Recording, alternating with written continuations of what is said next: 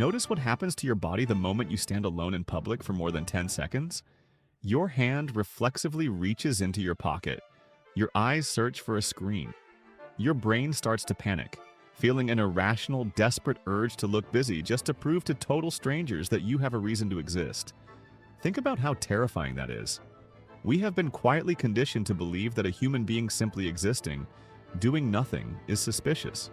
For 300,000 years, standing around doing nothing was how humans made friends, fell in love, and built tribes. Today, if you sit on a curb without a receipt in your hand, society treats you like a glitch in the simulation. We didn't lose our friends because we became introverts. We lost them because we turned the simple act of being alive into a paid transaction. And this is the hidden story of how we quietly murdered the third place. Modern life has quietly compressed the human experience into three distinct locations. First, your home, where you sleep and try to recover from the day. Second, your workplace, where you spend most of your waking hours. And third, businesses, where you pay money to access whatever life has left to offer. Want to relax?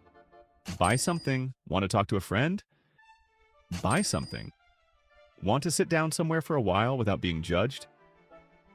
Congratulations, you have entered the ancient human ritual known as being a customer. And if you are not currently producing value or spending cash, modern society genuinely doesn't know what to do with you. You become an awkward ghost in the urban blueprint, a human loading screen. But this wasn't an evolutionary accident. For almost all of human history, society possessed something sociologists call a third place, a neutral anchor ground between home and work where people could simply gather. In ancient Greece, it was the agora. In 17th century Europe, it was the famous penny universities, coffee houses where anyone could pay a single penny for a cup of tea, sit at a long wooden table for 5 hours, debate politics with total strangers, and read newspapers without security being called. These places were the soil where friendships were created accidentally.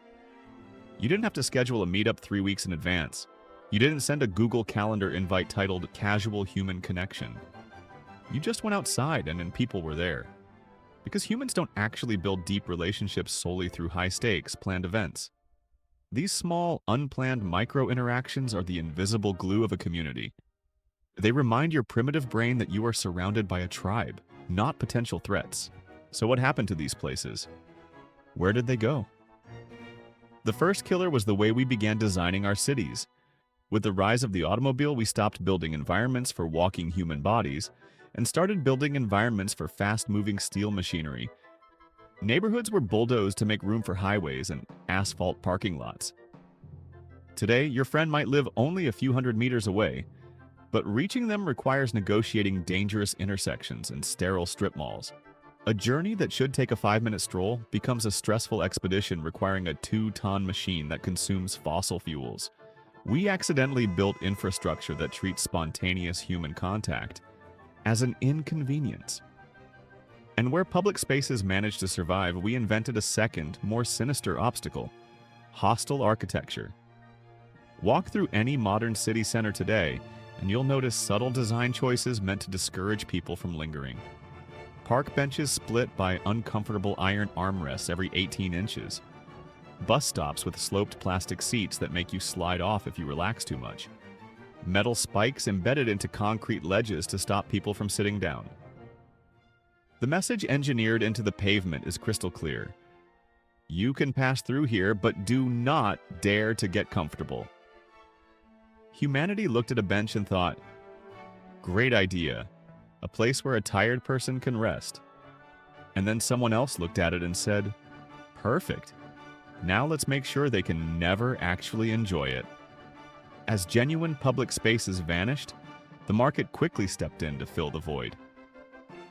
Enter the commercial substitute, most notably the modern coffee shop. Coffee shops offer a temporary sanctuary, but the space is inherently transactional. A place that once belonged to everyone slowly became an environment where your right to stay depends entirely on what you can afford. The seating is often intentionally uncozy. Hard wooden chairs, backless metal stools, loud music. subtly nudging you to consume your beverage and clear out so the next paying customer can sit down. A true community space doesn't ask you for a Wi-Fi password to exist, nor does it hand you a receipt with a tip prompt. And then came the biggest substitute of all, the internet. When physical spaces died, social media promised unlimited connection without ever having to leave your couch. And technically, it worked. We can text, video call, and comment on someone's life instantly. But your nervous system knows the difference between digital communication and genuine physical connection. Sending text messages to 50 people in a group chat is not the same as sitting across a table, feeling another person's presence, and sharing a real moment. 100 heart notifications cannot replace the calming effect of eye contact. 1,000 followers cannot replace one friend who actually notices when your voice changes because you've had a rough day. When we replaced physical third places with digital screens, we traded real social nutrition for high-fructose digital calories. It tricks the brain for a second, but leaves the soul starving. And here is the quiet, uncomfortable truth underlying all of this. Loneliness is not a personal failure. If you feel isolated, if you find it hard to make friends as an adult, if your life feels like an endless loop between your bed and your desk, you are not broken. You are not bad at socializing. You are simply living in an environment designed to isolate you. And whether anyone intended it or not, this isolation has quietly become extremely profitable. When you are alone in your room, you spend more money. You shop online. You stream content. You order food delivery to fill the emotional void. Solitude, it turns out, is one of the most lucrative business models ever created.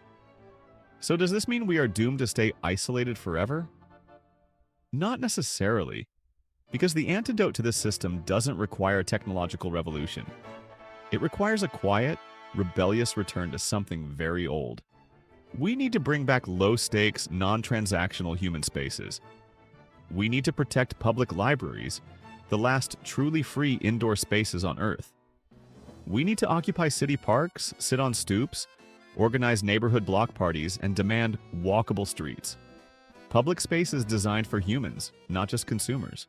We need to get comfortable with the idea of existing in public without buying anything, because we are biologically wired for community, not solitary confinement. We don't just need food, shelter, and high-speed Wi-Fi. We need places where we can look around at strangers and think, I belong here. Maybe the future of human connection isn't building a more advanced virtual world. Maybe it's remembering something very old. That the most important conversations of your life won't happen in an expensive venue or inside a VR headset. They will happen on a worn-out park bench, on a sidewalk curb, in a simple, unscripted moment that nobody planned, nobody monetized, and nobody wanted to end. A human life is not measured by the economic value we produce or the products we buy. It is built from the small, quiet, beautiful moments that become unforgettable, simply because we shared them with someone else.